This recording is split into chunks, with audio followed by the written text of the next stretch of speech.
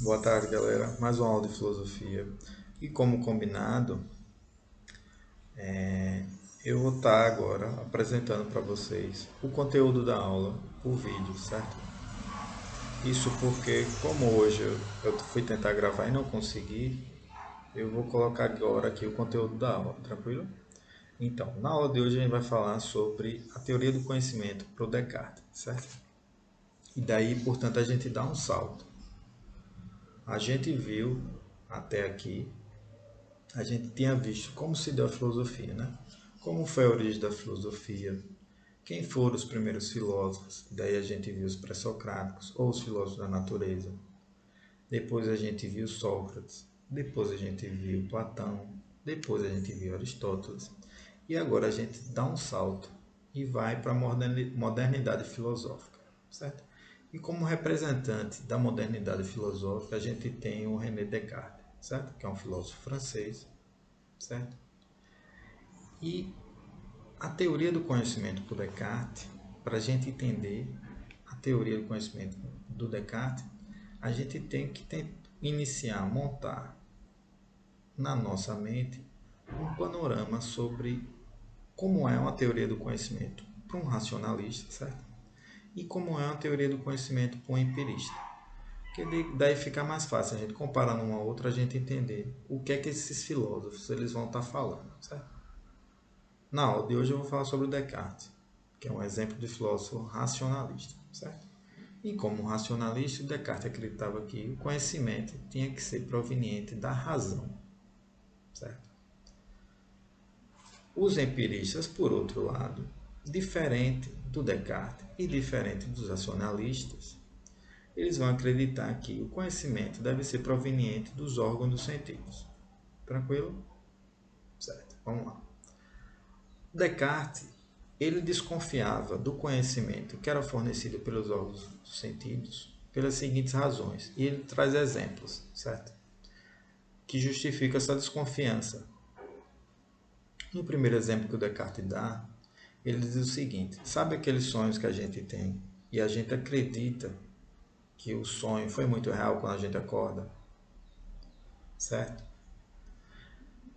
O Descartes diz: já pensou se essa situação aqui dessa aula se tratar de um sonho e a gente acha que é real esse sonho? Que a gente está sonhando e não percebe que está sonhando e toma o sonho por realidade?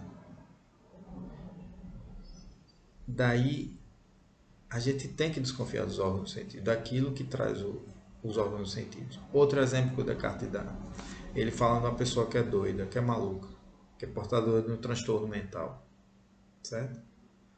O portador do transtorno mental, ele acredita que o conteúdo do delírio dele é real, certo? Ele não sabe distinguir o que é real e o que é fantasia, o que é real e o que é criação da mente dele, certo? O Descartes diz então, como mais um exemplo, a gente deve desconfiar desse conteúdo que nos fornece os órgãos do sentido, certo? E mais um exemplo do Descartes, ele fala que um homem, quando doente, num acesso de febre, esse homem pode muito bem delirar, certo? E acreditar que o fruto do delírio dele, que aquele delírio dele é real, e não saber distinguir o que é realidade e o que não é, certo? O Descartes diz então, a gente tem que desconfiar daquele conhecimento que nos é permitido pelos órgãos dos sentidos, que nós temos acesso pelos órgãos dos sentidos, certo? Ao Descartes, a partir de então, diz o seguinte: eu só devo me firmar na razão para a busca do conhecimento, certo? E a partir de então, Descartes começa a duvidar de tudo, que para a filosofia do Descartes ele vai chamar isso de uma dúvida hiperbólica, que é uma dúvida exagerada. Ele vai pôr dúvida em tudo. Ele só vai se firmar naquilo que apareça para ele de maneira clara e distinta e que não caiba nenhuma dúvida, certo? Só que não se trata da dúvida pela dúvida, não se trata de duvidar por duvidar, certo? Essa dúvida por Descartes ele vai chamar da dúvida metódica, certo? No fundo, o Descartes queria encontrar para a filosofia um método rigoroso, um método que fizesse o conhecimento da filosofia de até então caminhar.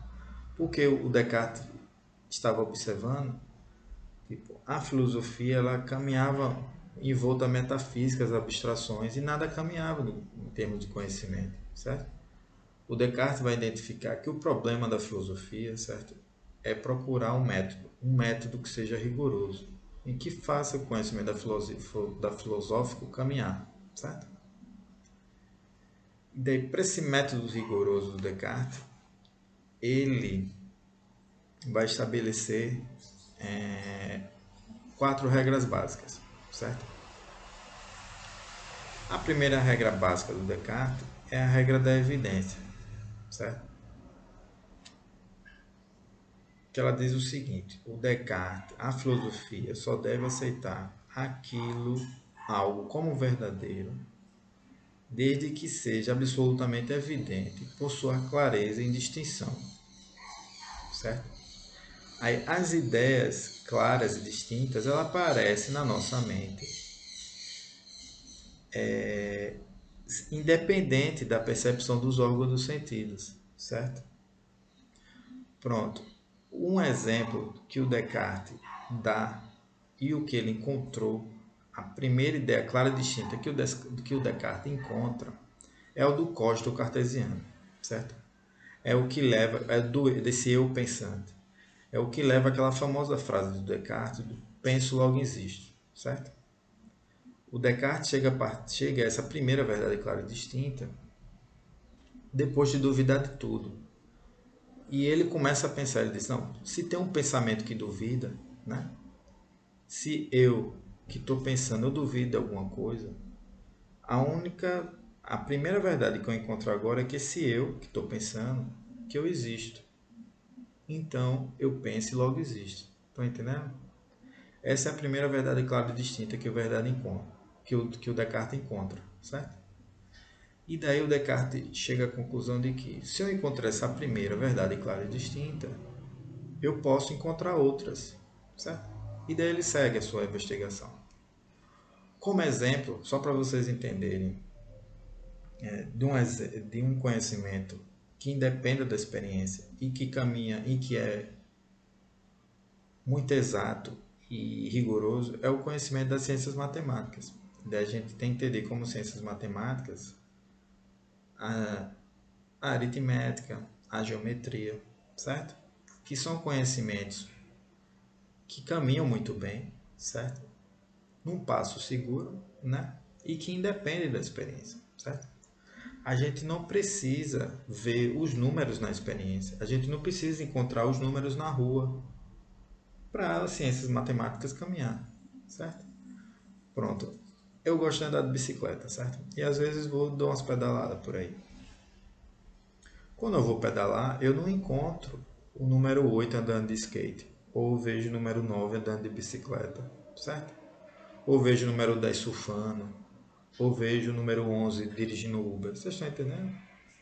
Não precisa ele estar na experiência para a gente saber que 2 mais 2 é igual a 4, ou que 3 mais 2 é igual a 5. Está entendendo?